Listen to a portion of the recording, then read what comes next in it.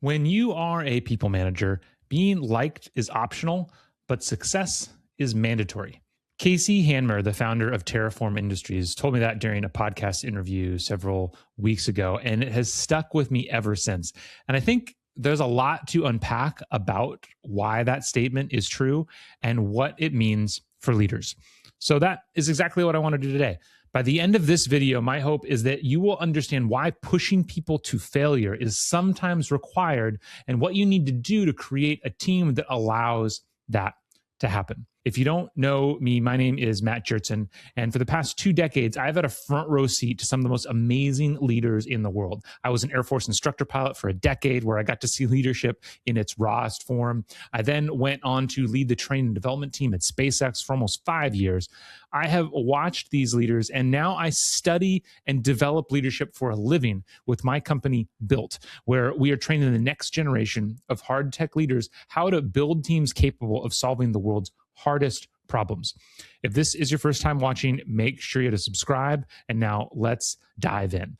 There's a lot to unpack with this statement, but I want to start with something that I've talked about on previous videos called the theory of constraints, right? So if you don't know what the theory of constraint is, it comes from the manufacturing world, where basically what it says is that in an entire manufacturing chain, right, you're creating a product, and before you create that product, there's hundreds, maybe thousands or tens of thousands of steps that go into making that product. You know, you're bending this metal, you're painting this piece, you're forming this thing. And each one of those steps is a step in the process.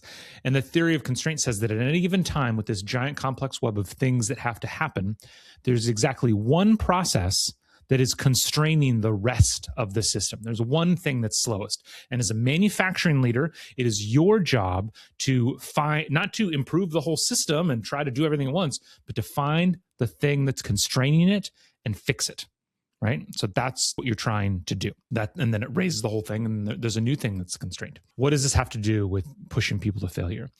Well, if you don't push your team or your system to failure, then there's a chance that you don't know what the constraint is. And this kind of came to me the other day when I was rethinking one of my favorite movies, Ford v. Ferrari. The story of, it's a great movie where the story of Ford was trying to build up its marketing efforts and, you know, improve its brand around the world. And they were doing that by trying to beat Ferrari at the 24-hour of Le Mans race.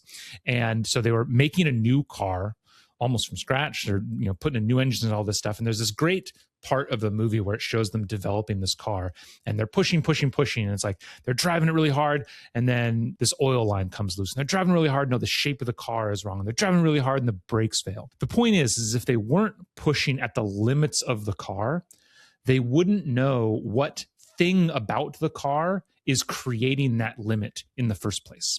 So they wouldn't know what they needed to change in order to move forward. And so if you, for your team, are never pushing, whether it's individual people or the team and system as a whole, to the point of failure, at least occasionally, then it's going to be really hard for you as a leader to know what to fix or what needs more help or where the constraints are. I almost think this is kind of obvious. If you really sit back and think about it, it's like, yeah, that's obvious.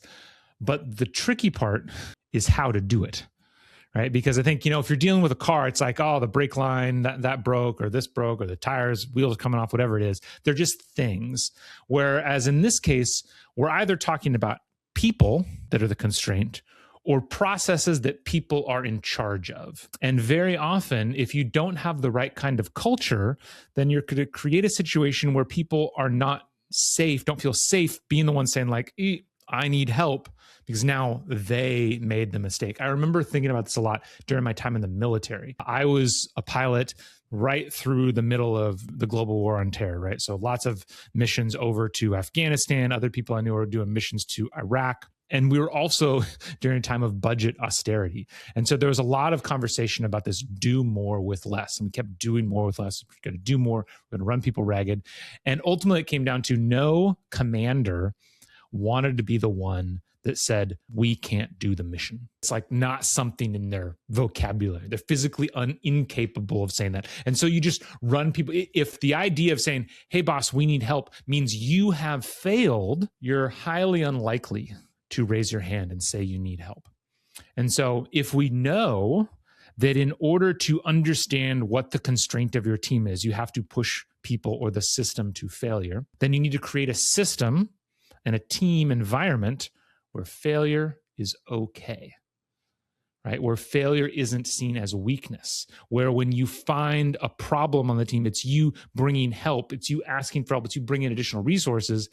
It doesn't necessarily mean there's anything wrong with that person, right? And it's a really important distinction to make. It's one of the reasons why I honestly think engineers have it in them to be some of the best leaders, because I have seen engineers have, shout at the rooftop brawls, like they're in a room just yelling at one another, and then they leave the room and go have lunch and it's totally fine because they're having an argument about the problem. They were having an argument about the technical thing that they disagreed with. It had nothing to do with them as people. And so I think as a manager, it's just really important to really embody that and remember that. When you're pushing the system to failure and identifying failure, it's the system, it's the process that isn't working.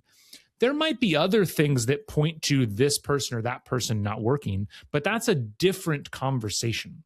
And so when we're talking about pushing the system to failure, you have to make sure to create an environment. And this is why I talk a lot about building trust. This is why trust is the foundation of every effective team.